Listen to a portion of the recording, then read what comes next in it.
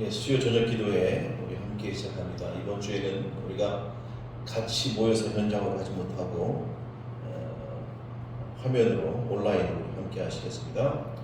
찬송 한 장 먼저 하시죠. 250장 구주의 십자가 보이고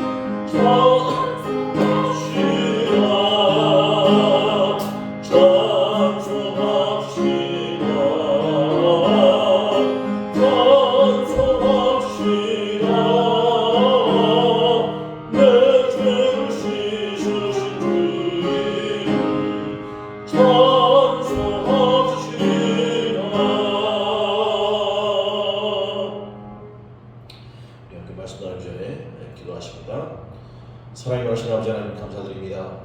오늘 저녁 특별히 우리 함께 온라인으로 떨어져서 우리 함께 예배드립니다. 하나님 이 시간 몸은 떨어져 있지만 우리 함께 하나님을 모시고 하나님께 기도하며 찬양하며 말씀을 묵상하며 이 시간 하나님께만 영광 돌리고 하나님께서 기뻐하시는 복된 시간 되게 하여 주옵소서. 예수 그리스도의 이름으로 기도합니다. 아멘. 우리 함께 하나님 말씀 보십니다. 하나님 말씀은 사사기입니다. 사사기 15장 1절부터 8절까지 보십니다. 구약성경 386쪽에 나와 있습니다.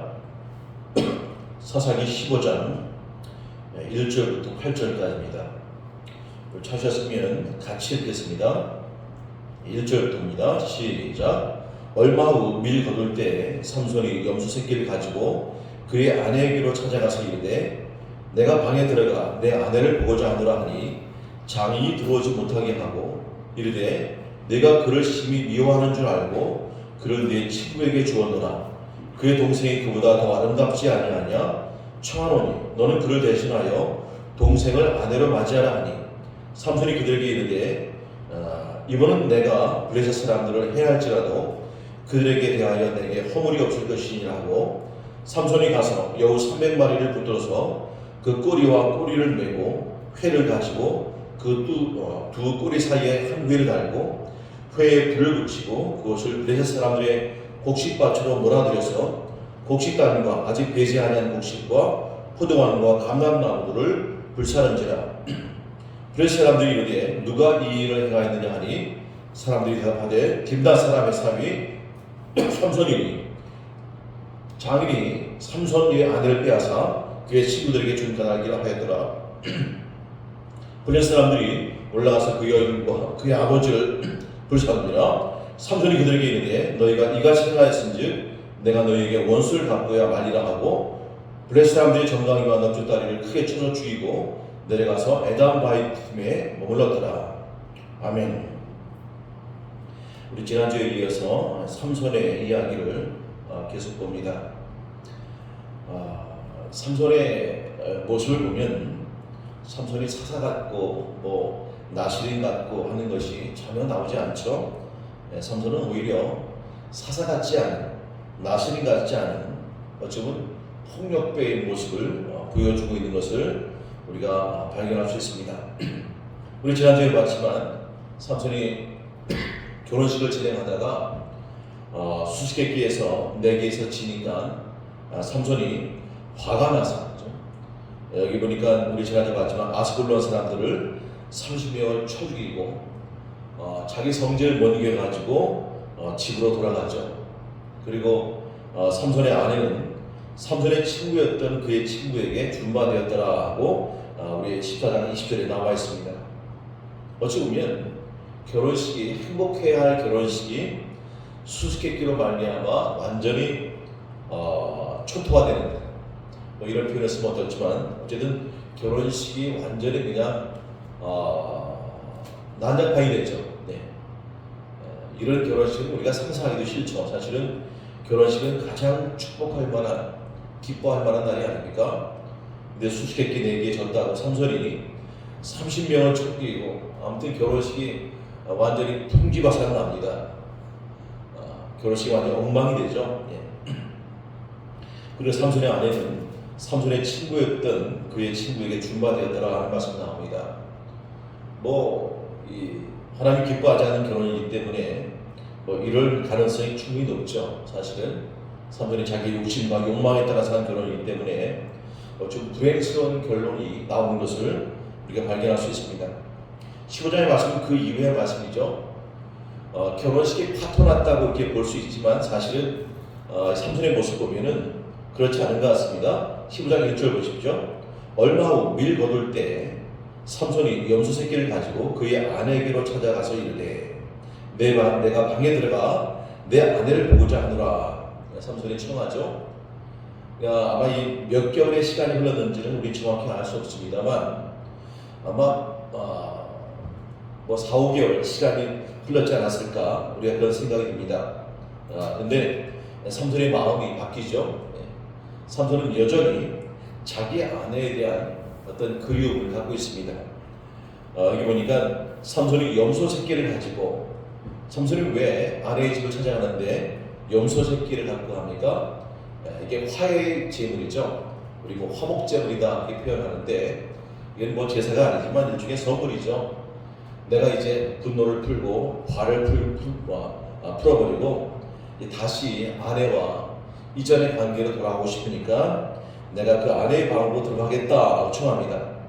근데 삼손의 장인이 뭐라고 합니까? 들어오지 못하게 하죠. 그도 그럴 것이 이미 삼손의 아내는 삼손의 친구였던 사람에게 준바되었습니다. 사실 이건 삼손의 장인이 잘못한 것이죠. 2절 보시면 삼손의 장인이 이런 변명하죠. 네가 그를 심히 미워하는 줄 알고, 그죠? 바꿔 말하면 네가 내 딸과 결혼했는데 그런 일이 생겨가지고 내 딸을 심히 미워하는 줄 알고 그를 내 친구에게 주었다 이렇게 얘기합니다. 그리고 또 어떤 말 합니까? 그의 동생이, 그죠? 네 아내였던 그녀의 동생이 네 아내보다 더 아름답지 아니하냐 청하노니 너는 그를 대신하여 동생을 아내로 맞이하라. 자, 여기 삼손의 장인이 어떤 제안을 합니까? 참 이해가 안 되죠. 아내였던 그 아내 여동생과 결혼을 하고 여기 청하고 있습니다.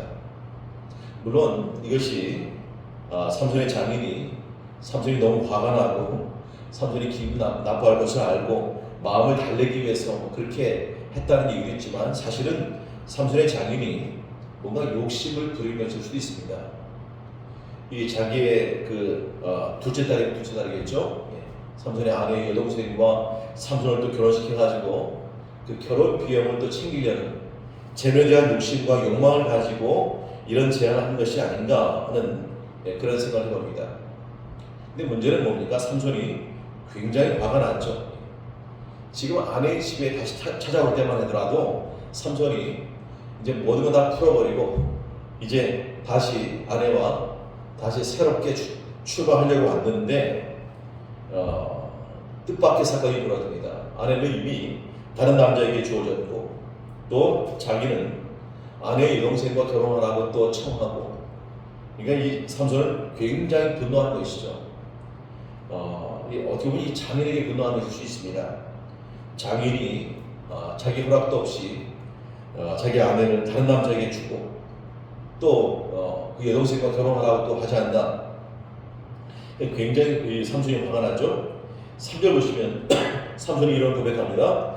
이번은 내가 블레셋 사람들을 해할지라도 그들에 대하여 내게 허물이 없을 것이다. 이 말은 뭡니까? 이번엔 내가 정말 본때를 보여주겠다. 이 블레셋 사람들을 내가 단단히 내가 한번 혼내주겠다. 내가 어떤 행동하더라도 내게 허물이 없다. 이건 뭡니까? 블레셋 사람들한테 모든 잘못을 뒤집어 씌우는 거죠. 나는 지금 화가 났고 분노하고 나는 너희들을 심판할 자격이 있다. 나는 아무 허물이 없다 하고 분노에 찬 행동하는 모습이 나옵니다. 원망이죠. 미움입니다. 사람들에 대한 원망과 미움 때문에 지금 이 삼손이 굉장히 화를 내고 분노하는 모습을 보여줍니다. 자, 4절부터 보시면 삼손이 어떤 행동을 합니까? 보세요. 삼손이 가서 여우 300마리를 붙들어서 그 꼬리와 꼬리를 메고 회를 가지고 그 두 꼬리 사이에 한 회를 달고 회에 불을 붙이고 그것을 블레셋 사람들의 곡식밭으로 몰아들여서 곡식단과 아직 배지 아니한 곡식과 포도원과 감람나무들을 사는지라 하는 말씀이 나옵니다. 자, 삼손이 블레셋 사람들에게 복수하는데 어떻게 복수합니까? 여우 300마리를 잡았다고 합니다. 이게 상식적으로 좀 이해가 안 되죠. 어떻게 삼손이 여우 300마리를 붙잡을 수가 있든가, 뭐 덫을 놓았는지 뭐 어쨌든 굉장히 이건 불가능한 일이 같죠. 성경에 분명히 나오죠. 여우 300마리를 붙들어 가지고 2마리씩 짝을 칩니다. 어떻게 합니까? 2마리씩 그 꼬리와 꼬리를 붙잡아 매죠. 그리고 그 꼬리에 여기 회라고 되어 있는데 회는 뭡니까? 횃불이죠. 횃불을 매어납니다. 자, 300마리의 여우들을 두 마리씩 꼬리를 묶어가지고 거기에다가 회를 같이 묶어버립니다. 자, 그러면 150쌍이 되죠. 150쌍이 되는 여우들이 그 회에 불을 붙이니까 어떻게 됩니까? 뭐 난리 났죠. 이 두 마리가 묶여 있으니까 이리 뛰고 저리 뛰고 뭐 왔다 갔다 하지 않습니까? 왼쪽으로 갔다가 오른쪽으로 갔다가 이게 보면 이런 여우들을 어떻게 합니까? 삼손이 블레셋 사람들의 곡식밭으로 몰아들였다는 말이 나옵니다. 삼손의 분노가 얼마나 큰 것인지 우리가 이해할 수 있죠. 복수하는 것이죠. 이거 블레셋 사람들 정말 가만 놔두면 안 되겠다. 증오하고 원망하고 미워하고 이게 감정에 한번 원망과 미움의 감정에 휩싸이니까 이 삼손이 굉장한 행동하죠. 여기 보십시오. 여우들의 꼬리에 횃불 달아가지고 곡식밭으로 몰아들이니까 어떻게 됩니까? 곡식단과 아직 배지 아니한 곡식과 포도원과 감람나무들을 불사른지라 되어 있습니다. 자, 이건 뭡니까? 블레셋 사람들의 그 경제를 한순간에 무너뜨린 것이죠. 제가 경제라는 얘기를 했는데 이 당시에 사람들의 경제 활동은 뭡니까? 농사 짓는 것이죠. 블레셋 사람들은 농사가 주업입니다. 이들은 농사를 지어서 그걸 팔아먹고 그걸 또 물건을 사오고 교역하고 하는 그런 사람들이죠. 근데 이렇게 어떻게 됩니까? 이 300마리의 여우를 동원해가지고 그들을 두 쌍으로 만들어가지고 150쌍을 만들어가지고 그 꼬리를 묶고 그 꼬리에 횃불을 달아가지고 블레셋 들판으로 그냥 몰아붙였습니다. 한번 상상해 보십시오. 아마 이걸 우리가 화면으로 영상으로 보면 막 굉장한 장관일 것입니다. 여우들이 막 이리 뛰고 저리 뛰고 뭐 난리가 났지 않습니까? 뜨겁고. 그러니까 뭐 그냥 곡식단에 불이 붙고 아직 추수하지 않은 곡식들도 불이 붙고 포도원과 감람나무들이 다 불사릅니다. 자, 이런 상황을 보면은 어떤 단어가 생각나냐면 촉구화시켰다는 그런 말이 나오죠. 예, 전쟁이 날 때 전쟁이 일어나면은 막 포를 쏘지 않습니까? 미사일 쏘고 포를 쏘가지고 상대방 진영을 완전히 그냥 제로 만들어 버리죠. 예, 그런 것처럼 여기 지금 삼손이 요 300만을 이용해가지고 블레셋 사람들의 그 삶의 터전을 다 불태워버립니다.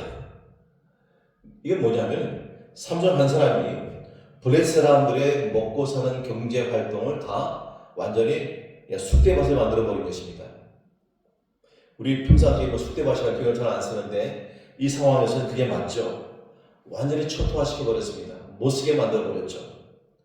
자, 이건 뭡니까? 한 해 농사가 완전히 망한 것이죠. 지금. 예. 여기 1절에 뭐라고 합니까? 밀 거둘 때라고 되어 있지 않습니까?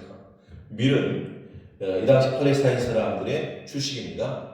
이걸 빵을 해먹고 음식을 해먹죠.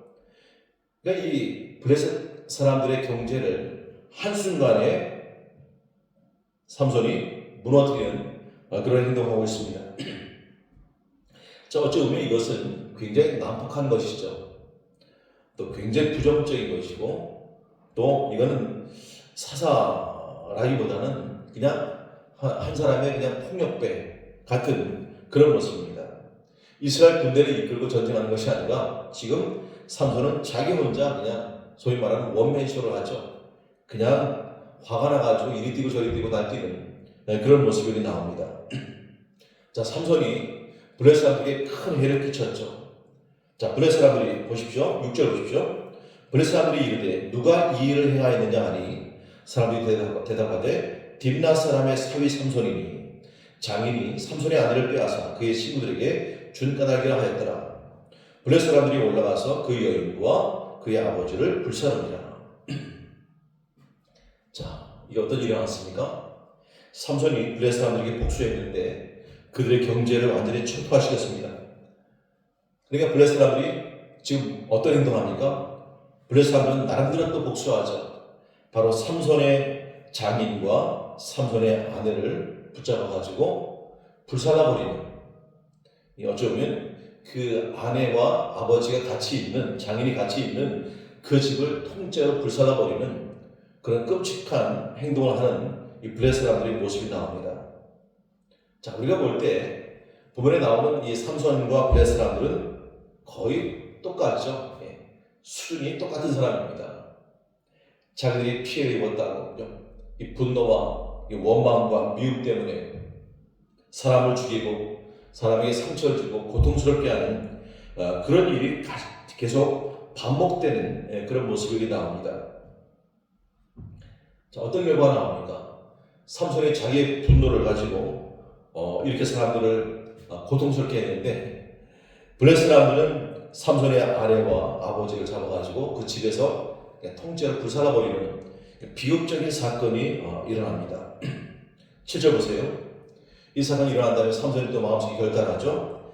그들에게 이르되 블레셋 사람들에게 하는 거죠. 너희가 이같이 행하였은즉 내가 너희에게 원수를 갚고야 말이라. 끝이 없습니다. 이 복수국은 끝이 없죠.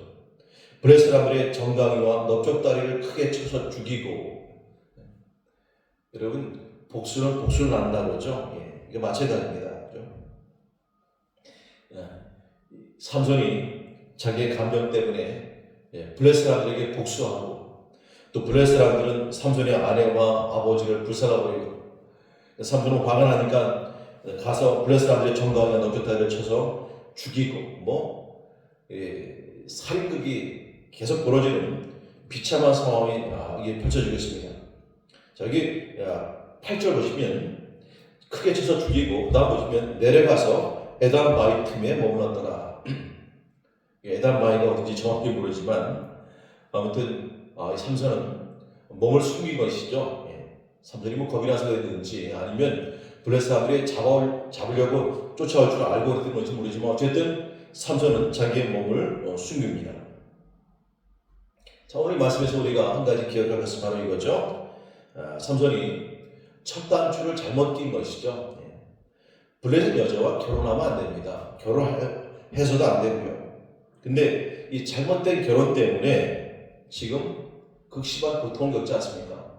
본인도 고통스럽고 이걸 풀려고 갔는데 아내는 다른 남자에게 주어버리고 장인이 밉고 블레셋 사람들이 밉고 그러니까 그들의 경제를 완전히 그냥 파탄에 빠뜨리죠. 다 태워버리고 블레셋 사람들은 또 이 삼손의 아내와 장인을 죽이고 또 삼손이 화나니까 내려가가지고 블레셋 사람들의 전부왕의 남조태를 크게 쳐서 죽이고 뭐 아무튼 이게 죽음의 그 그림자가 떠나지 않는 이 모습을 봅니다. 그 첫 번째 잘못이 뭡니까? 잘못된 결혼이죠. 블레셋 여인과의 잘못된 결혼으로 극심한 고통을 겪고 또 오늘 계속 그것 때문에 그게 원인이 돼가지고 어떻게 합니까? 계속 안 좋은 일들이 아주 폭력적인 일들이 극단적인 일들이 벌어지는 것을 볼 수가 있습니다. 물론 우리 지난주에도 말씀 나눴지만 하나님이 이런 사건을 통해서 하나님이 일을 하신다는 것은 우리가 압니다. 알죠? 참 이해가 되기도 하면서도 안 되기도 하지만 사실 그렇습니다. 삼손은 이 삼손 그 자체를 볼 때는 사사 자격도 없고 나시린 자격도 없는 사람입니다. 자, 어느 한 구석에 믿음과 신앙이 있다는 그런 모습이 나오지 않습니다. 하나님 말씀에 순종했다는 말씀 나오지도 않고요. 그냥 삼손은 어떻게 합니까? 그냥 자기 소견에 오른 대로 행동하는 사람입니다. 다른 사람들 배려하지 않죠. 부모도 배려하지 않고 뭐 블레셋 사람들 배려하는 것도 없고요. 그냥 자기의 감정에 오른 대로만 행동하는 것이죠. 그냥 수틀리면 사람들 죽이고 이게 무슨 사사의 모습입니까? 폭력배의 모습이죠. 근데 중요한 건 뭡니까? 하나님이 이런 삼손을 통해서 하나님의 일을 하신다는 것입니다. 하나님의 일이라는 뭡니까? 하나님이 블레셋 사람들을 치시는 것이죠. 그리고 이스라엘을 구원하는 것입니다.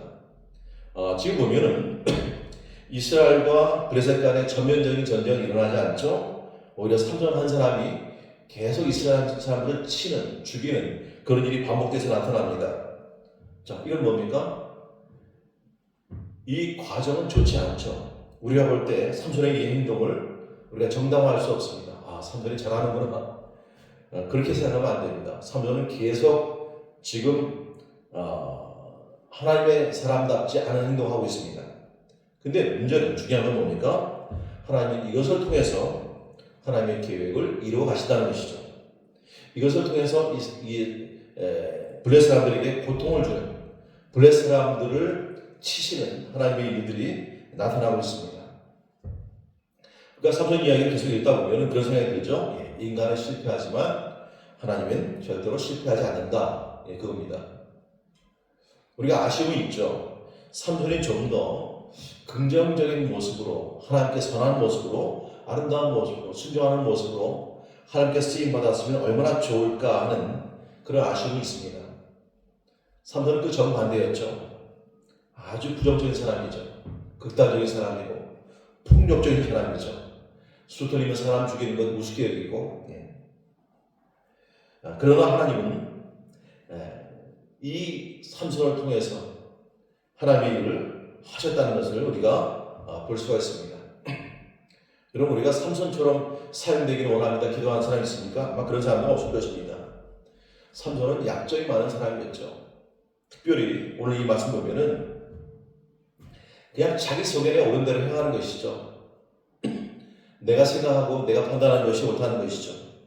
전혀 다른 사람들의 마음을 헤아리지 않습니다. 불쌍히 여기지 않죠. 연민이 없습니다. 그냥 자기가 마음이 상처를 받고 괴롭고 고통스러우면 그걸 자기가 해결하는 것이 아니라 그 상대방들을 죽이는 방법으로 상대방에게 해를 끼치고 하는 그런 방법으로 자기의 문제를 해결하는 그런 사람이었다는 것을 여기 볼 수 있습니다. 어떤 사람들은 그런 얘기하죠. 삼손이 그래도 이런 상황 속에서 자기의 사명을 하고 있다. 블레셋 사람들로부터 이스라엘을 구원하는 사명을 감당하고 있다 그 얘기하는데 저는 그렇게 말하는 것은 좀 좋지 않다고 생각합니다. 오히려 삼손은 그냥 복수하는 거죠. 자기 감정에 휩싸여가지고 극단적인 복수의 행동을 하고 있습니다. 그러나 하나님은 이 가운데서도 하나님의 일을 하시고 있다는 것이죠. 이게 중요합니다. 우리가 실수하고 우리가 불순종하고 우리가 실패할지라도 때로 하나님은 그걸 통해서도 하나님의 일을 하신다는 것입니다. 여러분, 우리가 변명하면 안 됩니다. 내가 실수할 수도 있지, 잘못할 수도 있고 내가 부족하지만, 내가 사고치고 내가 문제가 많지만 그래도 삼손처럼 하나님이 그래도 나를 통해서 일하실 수 있는 게 아니냐. 여러분, 그런 생각하지 마십시오. 그건 정말 위험한 것입니다. 그건 오히려 하나님이 어떤 분이신지 모르는 것이죠. 오늘 본문에 나오는 삼손의 모습은 말 그대로 정말 대책이 없는 사람입니다. 대책이 없죠. 상식도 없고, 그죠?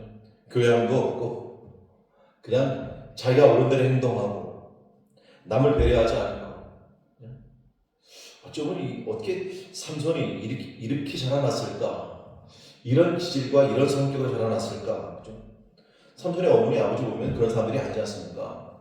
사사시대에 그래도 하나님을 의식하고 기도하는 사람들 아닙니까? 믿음의 가정입니다. 근데 삼손의 이 성격과 기질을 보면은 이거는 도무지 연결이 안 되죠. 어떻게 그런 어머니, 아버지 밑에서 이런 인물이 나왔을까? 그죠?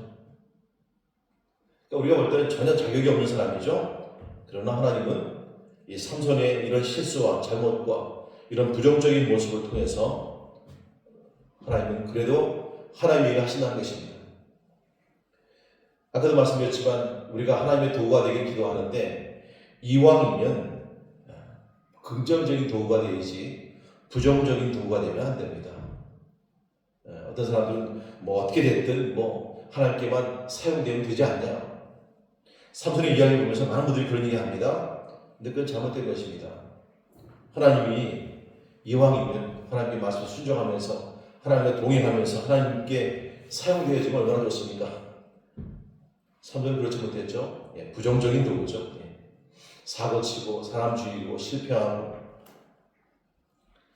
근데도 하나님은 블레셋 사람들로부터 이스라엘을 구원하는 일들을 하고 있었다는 것을 우리가 이 말씀에서 봅니다. 우리가 하나님을 한다고 하는데 하나님을 할 때 여러분 삼손처럼 이렇게 자기 감정과 자기 생각, 자기 소견 가지고 하면 안 됩니다. 사명 붙여봐야죠. 참 아쉬움인 겁니다. 삼손이 만약에 하나님이 나에게 준 사명, 내가 태어날 때부터 하나님이 나에게 준 사명은 블레셋으로부터 이스라엘 백성들을 구원하는 것이다. 이 사명을 붙잡고 살았더라면 삼손이 더 아름다운 모습으로, 좋은 모습으로, 긍정적인 모습으로 하나님의 손을 붙잡고 하나님과 함께 얼마든지 할 수 있지 않습니까? 근데 여기는 그게 아니죠. 삼손은 그냥 실패합니다. 폭력적이죠. 난폭한 불량배입니다. 조직폭력과 비슷하죠. 근데도 하나님은 이 삼손을 통해서 이 블레셋을 치는 일들을 하고 있다는 것을 여기 말씀하고 있습니다. 그러니까 저는 항상 이 삼손을 볼 때마다 안타까움이 들죠. 이 사람이 어머니 아버지의 성격과 신앙과 믿음을 그대로 가지고 있었다면 이 사람이 얼마나 좋았을까. 물론 하나의 가정이지만 하나님께 더 크게 아름답게 쓰임받을 수 있었을 텐데, 그렇죠? 나중에 그렇게 불행스러운 모습으로 장렬하게 최후를 마치는 그런 사람이 아니라 제대로 된 사사로 하나님께 쓰임받았으면 얼마나 좋을까 하는 그런 아쉬움이 있습니다. 여러분, 하나님 일 할 때 내 사심으로 내 인간적인 감정으로 하는가 아니면 정말 하나님 말씀에 따라서 하는가, 그렇죠? 이게 참 중요합니다. 우리가 말씀을 버리고 내 감정대로 하면 결과가 좋지 않습니다. 물론 하나님이 일하시겠지만 결과는 좋지도 않고요. 또 우리에게 그것으로 축복이나 보상이 없습니다. 미안하지만 없죠. 일은 일대로 해놓고 보상도 없고. 그러니까 감정에 휩싸이는 것보다는 참 아쉬운 것은 하나님 말씀에 붙잡히게 되었다면 얼마나 좋았을까. 그죠? 이게 우리의 아쉬운 마음이죠. 우리도 마찬가지입니다. 다른 직분 가지고 우리 연초에 하나님을 하기로 작정하고 결심하지만 여러분 붙잡을 게 바로 이거죠. 여러분 기분대로 감정대로 여러분 생각대로 하지 마시고 하나님 들은 말씀대로 그 말씀에 따라서 우리가 일할 때 하나님의 크신 아름다운 결과를 거둘 수 있을 줄로 믿습니다. 기도하십니다. 하나님 아버지, 오늘 삼손의 모습을 또 우리가 확인합니다. 사사였고 나시린이었지만 삼손의 생각과 말과 행동은 전혀 사사답지 않은, 나신답지 않은 모습을 보여주고 있습니다. 아내와 다시 좋은 관계를 맺기 위해서 시작하는데 청정병력 같은 말을 듣습니다. 장인이 남편인 삼손의 허락도 없이 그 아내를 다른 남자에게 주어버렸습니다. 그리고 아내의 동생과 결혼하라고 또 제안하는 이 장인의 파렴치한 욕심에 가득 찬 모습을 봅니다. 삼손은 거기서 분노를 느낍니다. 블레셋 사람들에게 화를 부겠다고 블레셋 사람들의 그 농경 경지를 다 초토화시키는 그런 일을 저질러 버립니다. 끊임없이 복수하고 끊임없이 사람들에게 피를 흘리는 삼손의 안타까운 모습을 우리가 볼 수 있습니다. 블레셋 사람들은 삼손이 행한 일을 듣고 삼손의 아내와 삼손의 장인을 또 죽이는, 불태워 죽이는 비극적인 일을 또 벌입니다. 아버지는 첫 단추를 잘못 낀 삼손의 행동 때문에, 블레셋 여자와의 결혼 때문에 계속 불행스러운 사건이 연달아 이어지고 있는 이런 모습을 우리가 봅니다. 삼손은 실수하고 실패하지만 하나님은 이런 삼손을 통해서도 하나님은 조용히 하나님의 섭리를, 하나님의 뜻을 이루어가고 있다는 사실을 성경은 말씀하고 있습니다. 아버지 하나님, 우리가 우리의 직분을 통해서 하나님께 쓰임받을 때 부정적인 모습으로 쓰임받는 것이 아니라 긍정적인 모습으로 하나님 손 붙잡고 하나님 인도를 따라가며 우리의 감정이 아니라 하나님 말씀 붙잡고 하나님께 순종하며 하나님께 쓰임받는 저희들 되게 하여 주옵소서. 예수 그리스도의 이름으로 기도하옵나이다. 아멘. 우리 찬송 한장 하십니다. 찬송가 330장입니다. 어두운 밤 시대리니.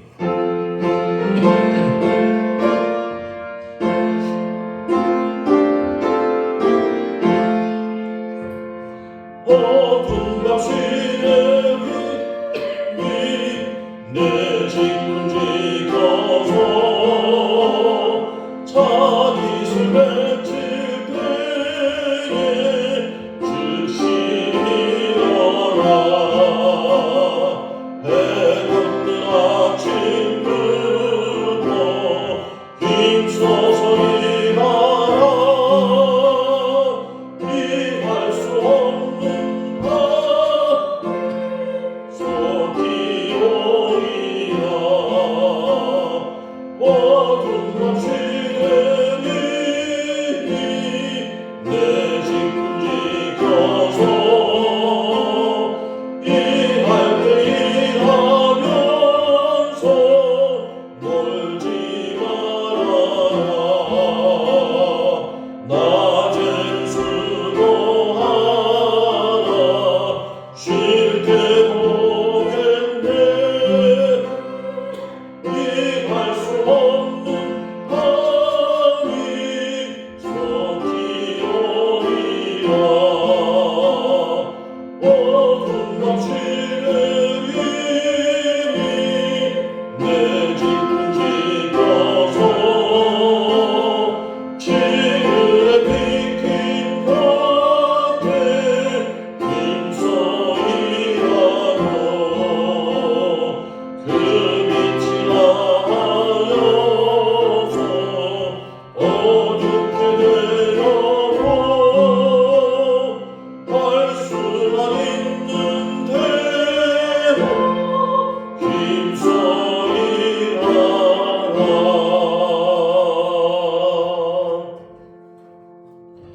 축도하고 마치겠습니다. 우리를 구원하신 주 예수 그리스도의 크신 은혜와 하나님 아버지의 무한하신 사랑과 성령의 인도와 보호와 충만하신 역사하심이 하나님께 쓰임받을 때 삼손처럼 부정적인 모습으로 쓰임받는 것이 아니라 긍정적인 모습으로 내 감정보다는 하나님의 말씀을 더욱더 소중히 여기며 그 말씀의 길을 따라가며 말씀과 동행하며 하나님께 쓰임받기를 원하는 모든 성도들 머리 위에 이제부터 영원토록 함께 계실지어다. 아멘.